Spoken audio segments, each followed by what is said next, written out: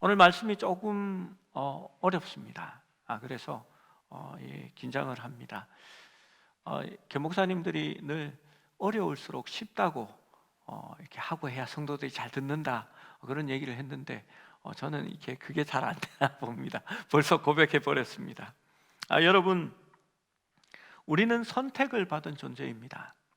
그 선택은 하나님께서 우리를 복 주시려고, 또 복이 되게 하시려고, 또 복의 통로가 되게 하시려고 부르셨다라고 말합니다. 오늘 말씀에도 아브라함을 택했다라는 말이 나옵니다. 19절 말씀을 함께 읽어봅니다. 19절 시작. 내가 그로 그 자식과 건속에게 명하여 하나님의 도를 지켜 의와 공도를 행하게 하려고 그를 택하였나니 이는 나 여호와가 아브라함에 대하여 말한 일을 이루려 함이니라. 중간쯤에 보면 그를 택했다라고 얘기하고 그 선택의 이유가 있습니다. 여호와의 도를 지켜 의와 공도를 행하게 하려고 택했다라고 말합니다. 그런데 우리는 이 택함에 관하여서 너무 쉽게 받아들입니다.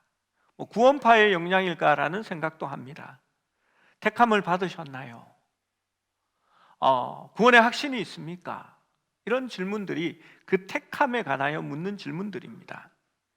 이 말은 죽으면 천국에 가기 위해서 택함을 받았습니까? 라는 말로 쓰여지는 것 같습니다.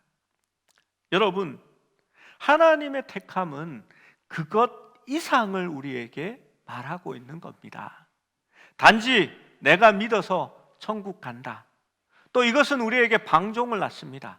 천국 가면 됐지, 뭐 아쉬운 게 있어, 내 마음대로 살면 되지.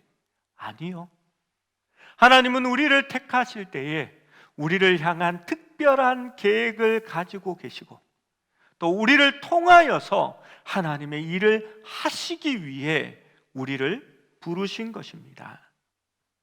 이 땅에서 우리가 하나님의 택함을 받았다라는 것은 하나님의 복의 통로가 되고 하나님의 도구로 사용되어지며 하나님에 의해서 하나님을 위한 계획과 일이 우리에게 있다라는 것을 의미하는 것입니다.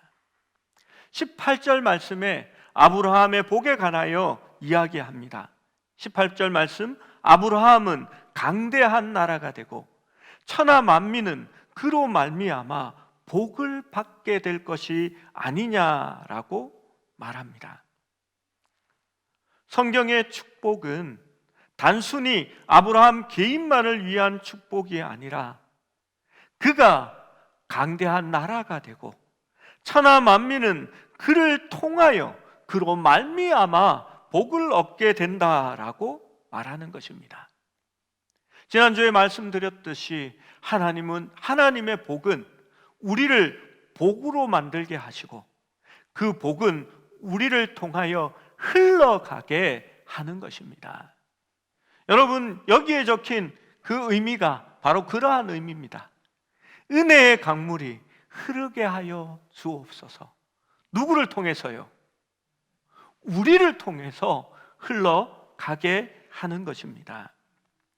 여러분, 그 은혜가 흘러가지가 않고 고이게 되면 여러분 어떤 일이 일어나는지 아십니까? 고인 물은 금세 썩어집니다. 폴 틸리케가 그런 얘기를 했습니다. 세상에서 가장 지독한 냄새는 하나님의 은혜가 썩는 냄새다라고 얘기합니다. 여러분, 고단백일수록 영양가가 높은 것일수록 쉽게 상하고 쉽게 썩어집니다. 부영양화된 물은 더 많은 악취를 품으며 물이 고여있고 흘러가지 못하면 썩어지게 되는 것입니다. 여러분, 우리가 하나님의 제사장으로 또 하나님을 믿는 사람으로 어떠한 삶을 살아갑니까? 모든 은혜와 축복들이 내게로 집중되고 내게서 멈추고 내가 받고 누리는 것으로 끝나지는 않으십니까?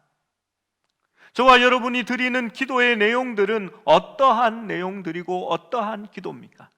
나를 위한 기도?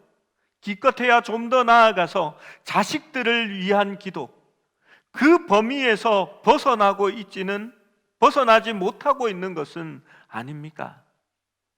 여러분, 우리가 축복의 통로라는 것은 우리를 통하여서 이웃이, 친지가, 또한 이 동네가, 이 사회가, 이 나라가 하나님의 복을 누릴 수 있도록 기도할 수 있어야 하는 것입니다.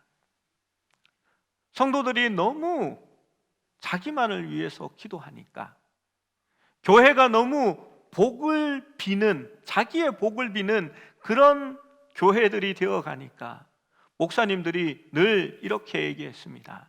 하나님이 자기를 위해서 하는 기도는 잘 안 들어주십니다. 그래서 다른 사람을 위해 기도하면 하나님이 잘 들어주십니다. 이런 말로 유혹을 했습니다. 그래서 한 노처녀가 하나님 좋은 신랑 만나서 결혼하게 해달라고 기도하다가 그 얘기를 듣는 순간 기도를 바꾸었습니다. 얼마나 착합니까? 얘기를 딱 듣더니 기도를 바꾸잖아요. 이렇게 바꾸었습니다.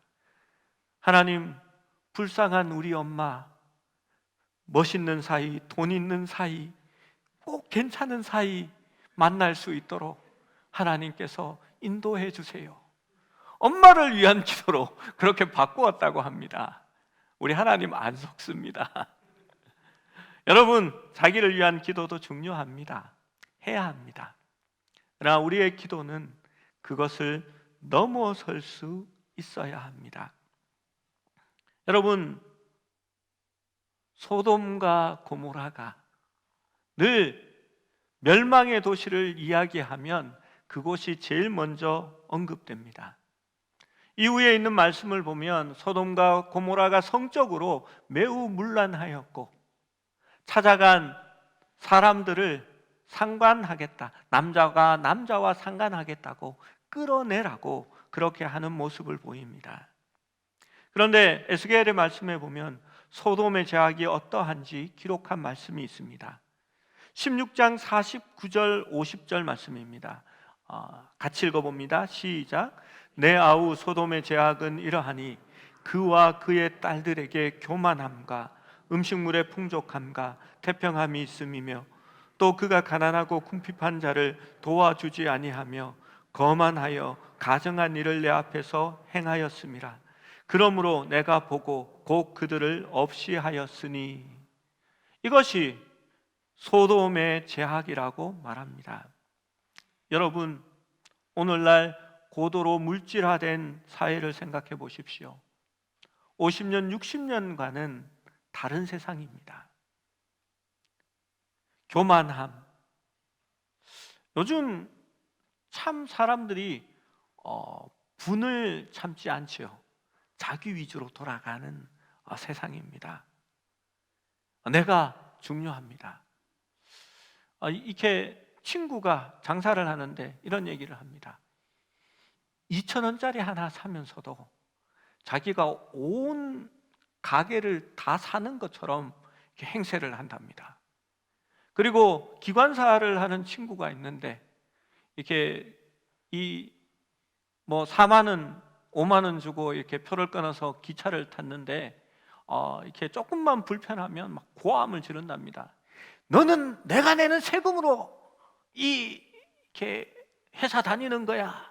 이러면서 자기가 그 5만 원 표 끊어서 자기 월급을 다 주는 거냐, 그렇게 이야기한다고 합니다. 여러분, 우리에게도 먹을 것이, 음식물이 풍족합니다. 또 지금은 많이 태평한 시대를 살아갑니다. 그러나 가난하고 궁핍한 자를 돌아보지 않습니다. 거만하고 많이 타락해져서 가증한 일이 생겨납니다. 소돔과 같은 모습이 오늘날 우리는 아니다라고 말할 수 있을까요? 가정은 이제 깨어집니다. 더 이상 간통은 죄가 아닙니다. 젊은 사람들은 아내와 남편의 외도를 알면서도 그냥 한 집에 살면 되지라고 한다고 합니다. 여러분, 코로나를 통해서 제가 놀라운 사실을 안 게 있었습니다. 게이바라는 것이 서울에 존재하고, 또 그러한 곳에서 많은 사람들이 가서 이렇게 그 당시에는 이렇게 감염 지도가 나왔잖아요. 얼마나 많은 사람들이 그곳에 가서 접촉하는지 제가 보고 놀랐습니다. 그리고 멀쩡하게 직장에 다니는 사람, 일반 사람들이 거기에 섞여져 있었습니다. 여러분, 오늘날 우리도 그러한 소돔과 같은 세상에 살아가는지 모릅니다. 그런데 우리가 이 사회가 하나님의 진노 가운데 놓여 있지만, 그래도 지금 이렇게 하나님의 심판을 조금 피하여서 있는 것은 아직도 하나님의 의인들이 조금 남아 있어서 그런 것은 아닌가 스스로 위로해 봅니다. 여러분, 우리가 그 의인 10명이 될 수 있어야 하고, 우리가 하나님의 축복의 통로로 하나님의 공의와 그 자비를 흘러보낼 수 있는 그러한 사람들이 되어야 될 줄로 믿습니다.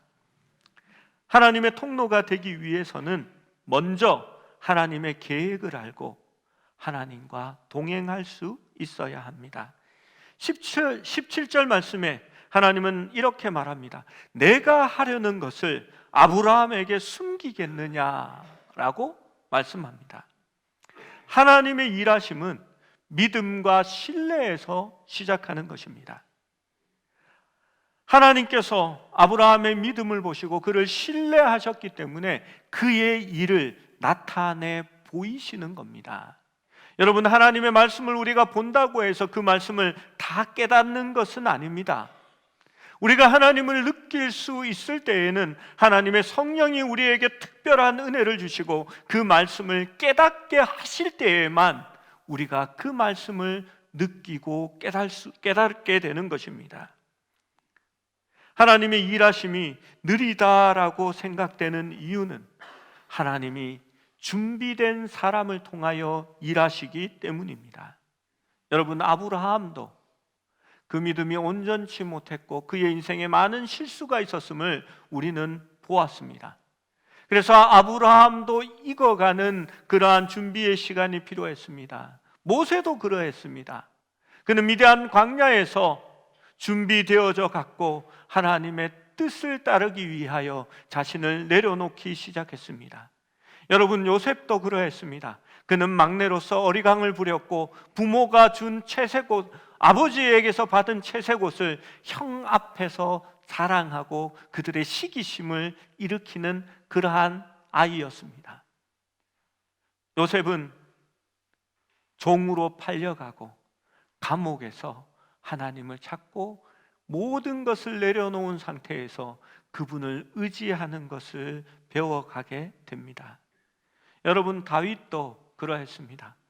그가 왕으로 쓰임받기 위해서 하나님은 그를 일부러 유다 광야로 몰아내셨고 그 광야에서 자신이 할 수 없음을 깨닫고 오직 하나님만이 나의 산성이요 반석이시요 나의 피난처 되심을 고백할 때에 하나님이 다윗을 통하여 사용하시기 시작하였고 그의 놀라운 축복을 그에게 나타내기 시작하셨습니다. 여러분, 그렇습니다. 우리가 하나님의 복이 되고 하나님의 쓰임을 받기 위해서는 우리도 인내와 연단을 통하여서 하나님의 사람으로 만들어져 가는 시간이 필요한 것입니다. 하나님의 계획은 하나님의 말씀을 통하여 알아갈 수 있습니다. 우리는 때때로 내가 하나님의 일을 할 수 있다라고 생각합니다. 어떤 기업의 회장이 교회에 나오고 수련회에 참석하여서 큰 은혜를 받았습니다. 그런데 이분이 나와서 간증을 하면서 이렇게 얘기했습니다. 나 같은 사람을 하나님이 쓰지 않으면 하나님 손해지, 내가 가진 것을 하나님을 위해서 제가 일하겠습니다, 쓰겠습니다 라고 말했습니다. 제가 나오는 그 집사님 옆에 앉아서 이렇게 얘기했습니다. 하나님이 돈이 없을까요? 사람이 없을까요? 하나님은 다 가지고 계십니다. 여러분, 하나님 제발 나를 사용해 주시고 당신의 도구로 한 번만 붙들어 주십시오. 당신의 손에 쥐어지게 하십시오. 새벽마다 기도하는 많은 사람들이 지금도 있습니다. 그런데 내가 할 수 있는데 라고 하는 사람들을 하나님이 쓰시겠습니까? 아브라함은 자신이 하려고 했습니다. 그래서 하갈을 통하여 이스마엘을 낳습니다. 그것은 하나님이 일하시는 결과가 아니었습니다. 모세는 자신이 자신의 백성을 구원하기 위하여 자기의 백성을 괴롭히는 애굽 사람을 쳐서 죽이게 됩니다. 여러분, 그것은 모세의 열심이었지 하나님의 열심은 아니었습니다. 바울은 자신의 열심으로 다른 믿는 형제들을 죽이는 일에 앞장서게 됩니다. 그는 누구보다도 하나님 앞에 열심히 있는 사람이라고 착각했지만 예수님은 그에게 찾아오셔서 네가 어찌하여 나를 핍박하느냐라고 말씀하셨습니다. 여러분, 하나님의 일은 내가 하는 것이 아니라 하나님이 나를 통하여 하시는 것입니다. 여러분, 하나님의 계획이 아니라 나의 열심이 되고 스스로의 영성이 되는 일들을 조심하셔야 합니다. 여러분, 누구나 하나님의 우상을 스스로 새기게 됩니다. 그게 인식의 오류라는 것입니다. 여러분, 스스로 새긴 신은 정확히 내가 원하는 모양이고 내가 생각하는 것대로 이루어지는 신입니다. 그래서 그 신을 스스로 파고 스스로 새겨 나의 가치관, 나의 욕심으로 옷을 입혀서 하나님이라 부르고 섬기는 사람들이 많이 있습니다. 이스라엘 백성들이 광야에서 금송아지를 만들고 이 금송아지가 우리를 애굽에서 인도하여 낸 우리 하나님이다라고 말했듯이 말입니다. 그 금송아지는 자신들이 파서 만든 가짜 신이지 살아계신 하나님은 아니었습니다. 여러분, 말씀을 보고 또 말씀을 들으면 내가 생각하는 한계와 나의 직관을 넘어서는 하나님을 만나게 됩니다. 그분이 살아계신 우리 하나님입니다. 그분의 길은 우리의 길과 다릅니다. 그분의 생각은 우리의 생각과 다릅니다. 내가 그 길을 계획할지라도 그 길을 이루시는 분은 우리 하나님이시고 내가 생각하고 내가 바라는 것보다도 능히 크게 하실 우리 하나님을 만나게 되는 것입니다. 여러분, 그래서 하나님의 말씀을 통하여 나를 거스르는 하나님, 나의 의지를 꺾으시는 하나님, 하나님 앞에 모든 것을 내어놓고 자복하게 만드는 그 하나님을 만날 수 있어야 하는 것입니다. 21절 말씀을 이제 읽어봅니다. 21절입니다. 시작. 내가 이제 내려가서 그 모든 행한 것이 과연 내게 들린 부르짖음과 같은지 그렇지 않은지 내가 보고 알려하노라. 여러분, 하나님께서 왜 같은지 그렇지 않은지를 내가 보고 내려가서 보고 알려하노라 라고 말하실까요? 저는 이것이 하나님과 좀 다른 것 같습니다. 전지전능한 우리 하나님은 굳이 가지 않아도 알고 계시고 보고 계신 하나님입니다. 그런데 왜 걸어가서 그렇게 하겠다라고 말씀하실까요? 그분이 왜 걸어가야 할까요?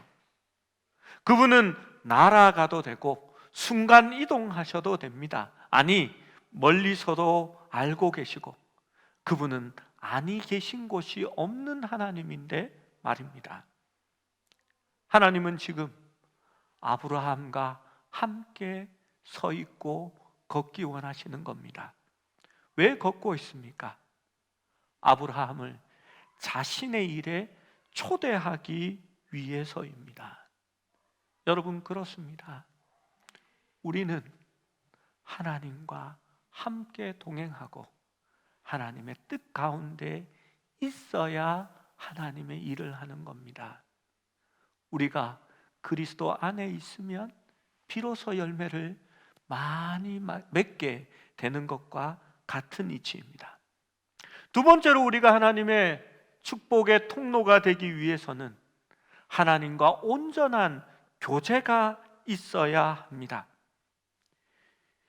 여러분, 그 교제가 어떤 것일까요? 22절 말씀도 읽어봅니다. 시작. 그 사람들이 거기서 떠나 소돔으로 향하여 가고 아브라함은 여호와 앞에 그대로 섰더니.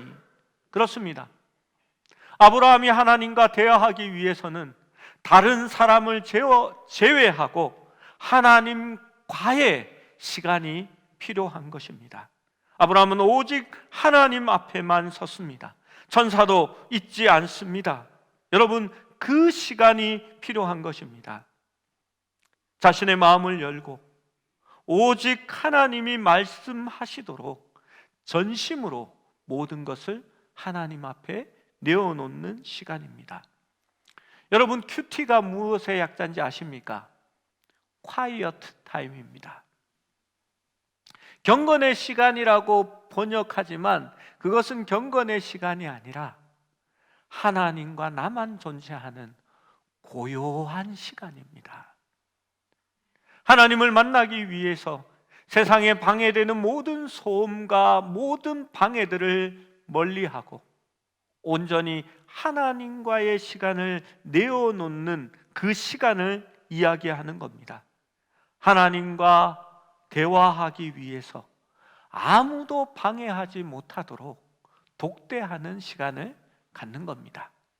그게 아침이 될 수도 있고 또 산책하면서 혼자 가는 시간이 될 수도 있고 또 밤의 저녁 시간이 될 수도 있습니다. 간혹 성도들이 저에게 묻습니다. 목사님, 부부가 같이 큐티해도 되지요? 자녀들과 우리는 큐티합니다.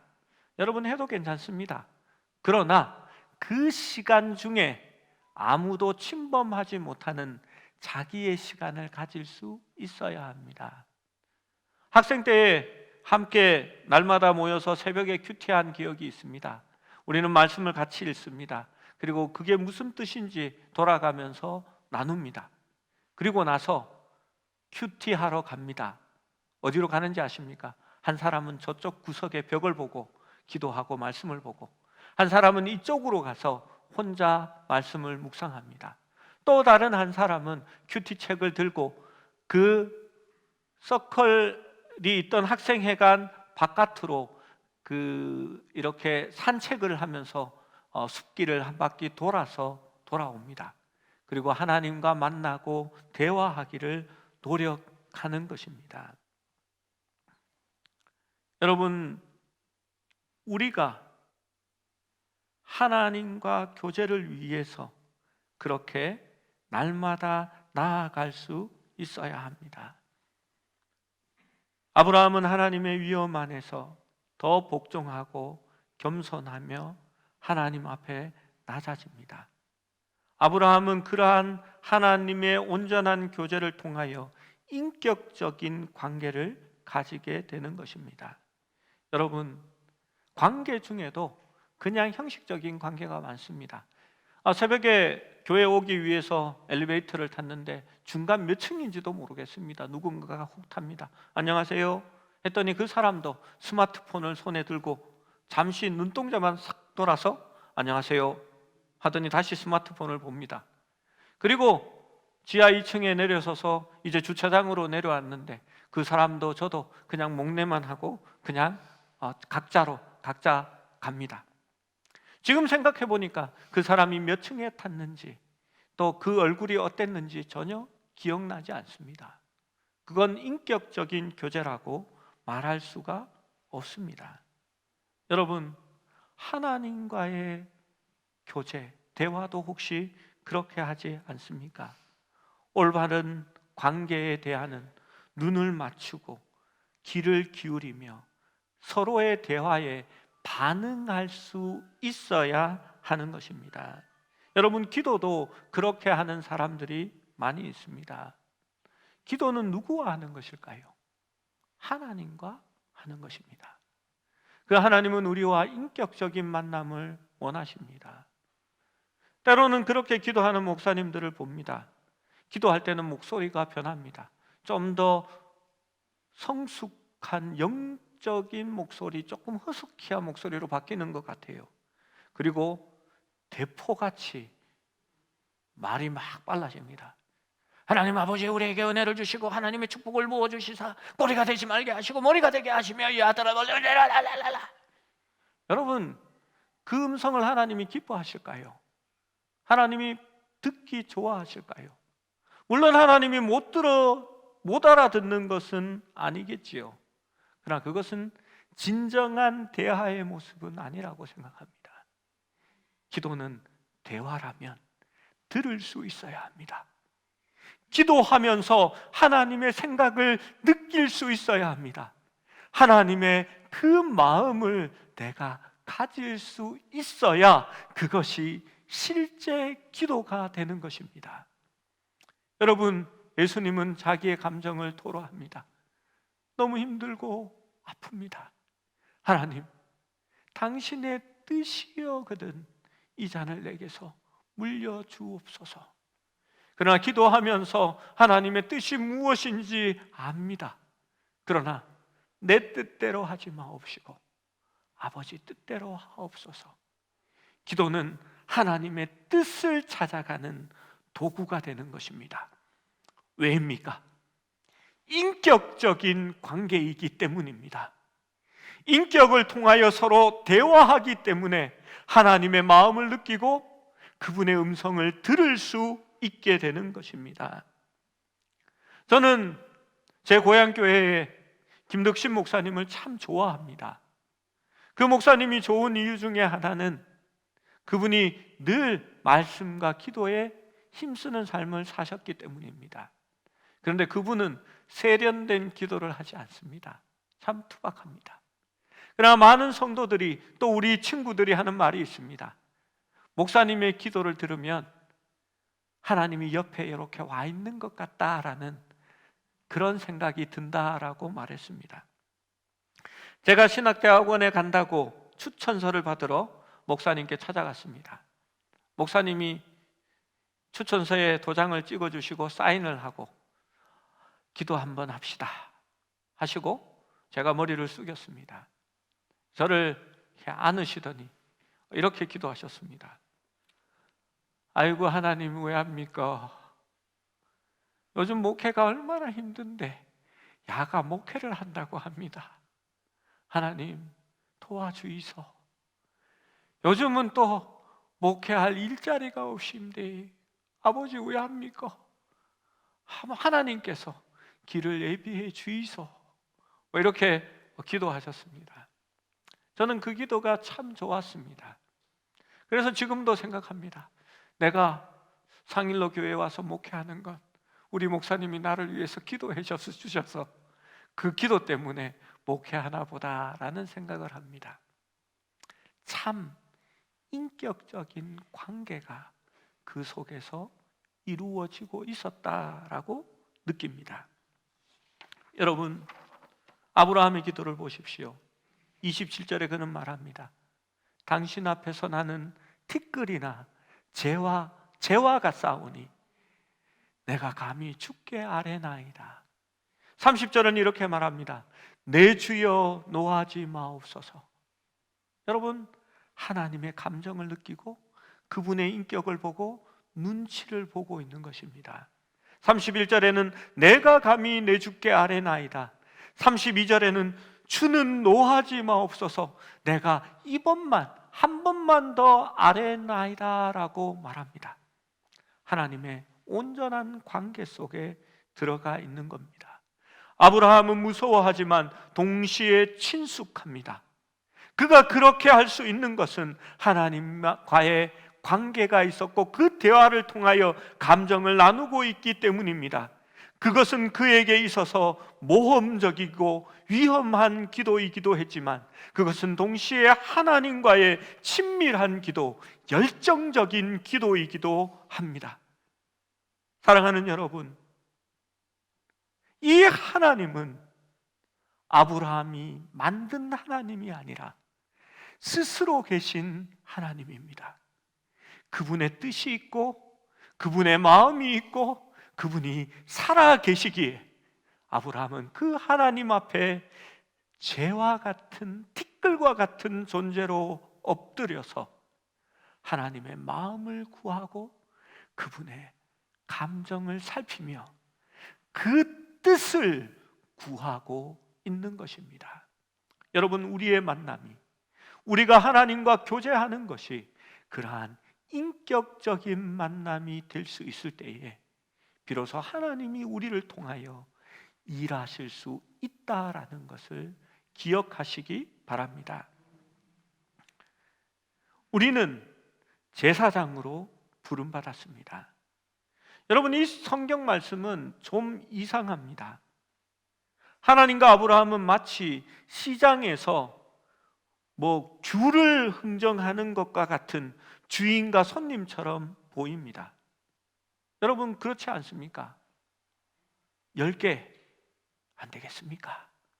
그러면 된다면 15개는 어떻게? 그러면 20개는 괜찮을까요? 이렇게 계속 흥정하는 것처럼 보입니다. 소돔에 롯이라는 자기 조카가 있었습니다.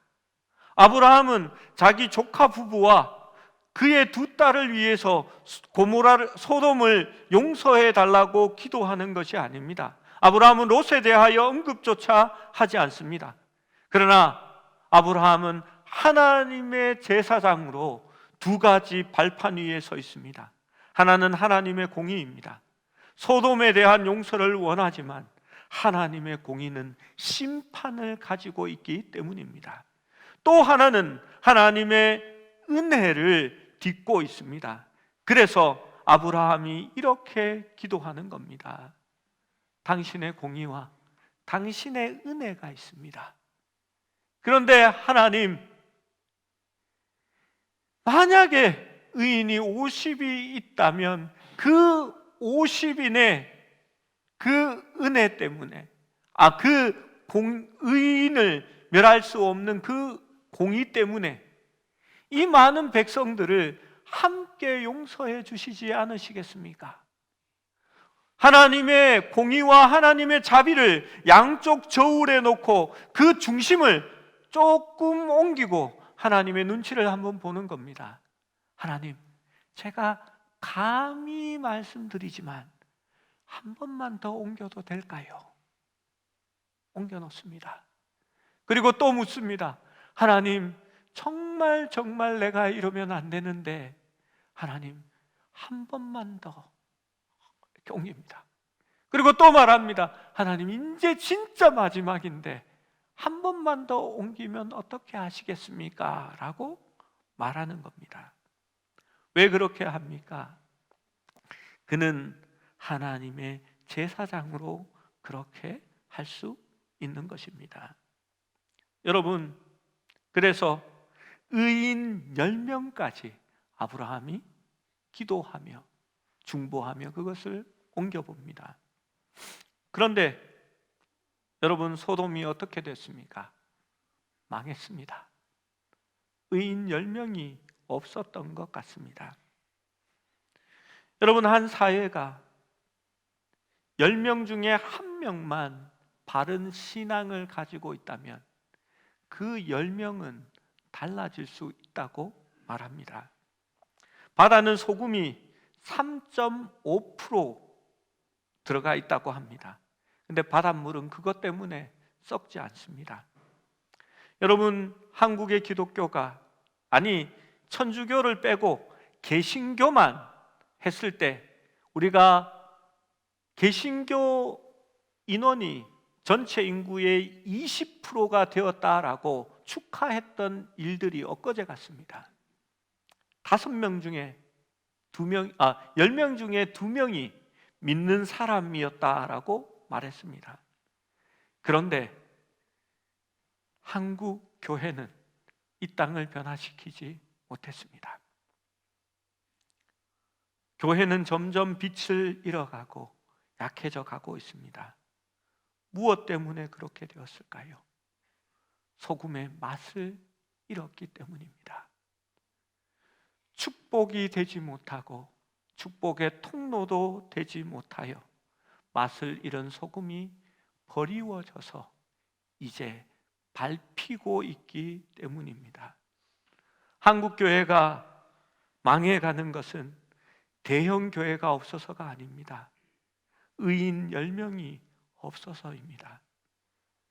우리가 하나님을 드러낼 수 있는 복의 근원이 되는 그 10명이 우리가 될 수 있다면, 우리가 우리의 가족들을 변화시키고 이 상일로 거리를 변화시키고 이 도시를 구하며 이 땅을 고칠 수 있을 것입니다. 여러분, 그것이 하나님이 우리를 세우신 이유입니다. 역대하 7장 13절 14절 말씀을 함께 읽어봅니다. 시작. 혹 내가 하늘을 닫고 비를 내리지 아니하거나 혹 메뚜기들에게 토산을 먹게 하거나 혹 전염병이 내 백성 가운데 유행하게 될 때에 내 이름으로 일컫는 내 백성이 그들의 악한 길에서 떠나 스스로 낮추고 기도하여 내 얼굴을 찾으면 내가 하늘에서 듣고 그들의 죄를 사하고 그들의 땅을 고칠지라. 아브라함이 지금 하고 있는 일이 바로 그것입니다. 세상에 믿지 않는 사람들이 하나님을 알게 되고 그들이 교회로 돌아오면 하나님이 이 땅을 고쳐주시겠다라고 하지 않았습니다. 내 이름으로 일컫는 내 백성이 겸비하여 돌아오면 내가 그들의 땅을 고쳐주겠다라고 말씀한 것입니다. 아모스의 말씀에는 이렇게 말씀합니다. 제가 빨리 읽어보겠습니다.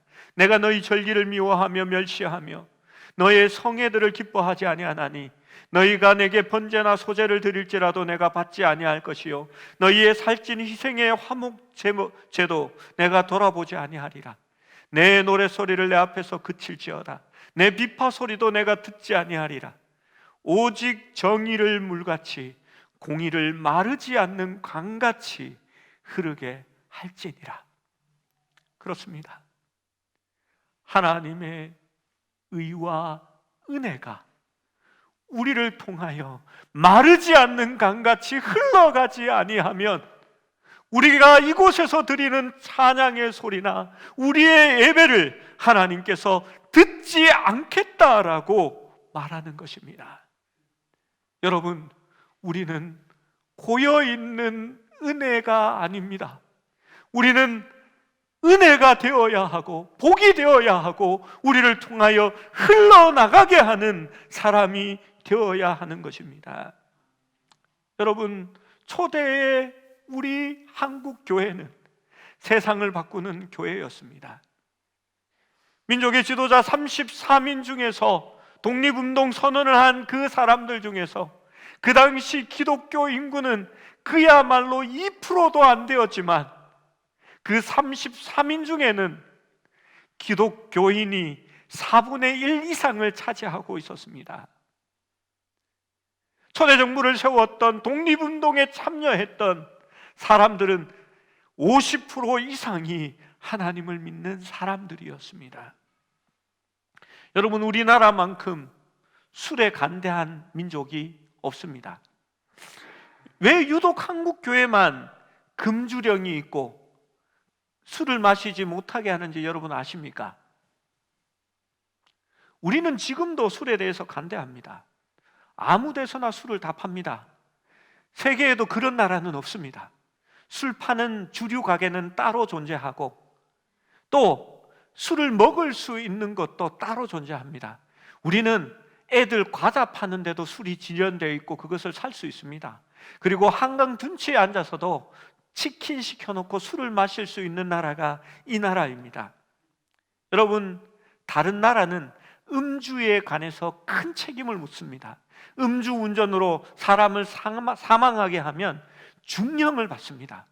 우리는 그게 면책 사유가 됩니다.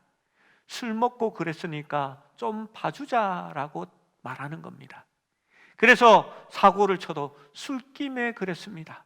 내가 술을 많이 마셔서 기억이 나지 않습니다라는 이야기를 합니다. 이 나라가 절망과 가난에 빠져 있고 나라를 잃은 슬픔에 빠져 있을 때에 많은 사람들이 술에 쩔어 살았습니다. 술 때문에 되는 것이 없는 민족이 바로 이 민족이었습니다. 나가면 술 마시고 말술을 들고 오지는 못해도 먹어서 올 수는 있다라고 말하는 민족이었습니다. 가정도 피폐해지고 사회도 피폐해져 있을 때에 하나님을 믿는 사람들이 우리가 술을 먹지 않겠다라고 금주령을 스스로 발동했습니다. 그들은 그것을 지켜나갔습니다. 많은 사람들이, 교회에 가는 사람들은 술을 먹지 않아. 그들은 달라. 그들의 삶을 책임지고 노력하는 사람이야 라는 그러한 인식을 교회는 얻어냈습니다. 한국교회가 또 한 가지 한 일이 있습니다.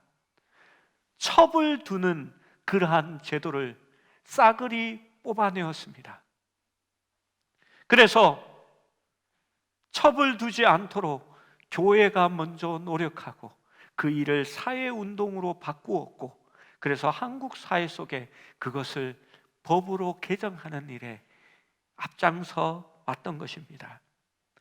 사회가 어둡고 힘들 때에 한국교회는 달랐고 사회를 바꿀 수 있는 복의 통로로 존재하고 있었습니다. 여러분, 우리가 지금 그 기능을 잃어버리고 있습니다. 우리는 좀 달라져야 합니다. 우리는 스스로를 위해, 자기만을 위해 기도하는 그러한 기복적인 종교가 되지 말고 하나님께서 우리에게 주신 축복을 바깥으로 흘려 보낼 수 있는 그러한 하나님의 백성, 그의 교회가 되어야 할 줄로 믿습니다. 여러분, 아브라함은 그가 기도한 것들을 이루지는 못했습니다. 왜냐하면 의인 10명이 없어 소돔은 멸망을 당했기 때문입니다. 그러나 그의 기도는 응답을 받습니다. 19장 29절 말씀을 읽어봅니다. 시작. 하나님이 그 지역의 성을 멸하실 때에, 곧 롯이 거주하는 성을 엎으실 때에 하나님이 아브라함을 생각하사 롯을 그 엎으시는 중에 내보내셨더라. 아브라함은 롯을 위해 기도하지 않았습니다. 그러나 하나님은 아브라함을 위하여 롯을 기억하셨습니다. 그리고 그 심판 가운데서 롯을 하나님께서 이끌어내셨다라고 말씀합니다. 여러분, 그것뿐이겠습니까? 하나님은 더 큰 일을 준비하고 계셨습니다.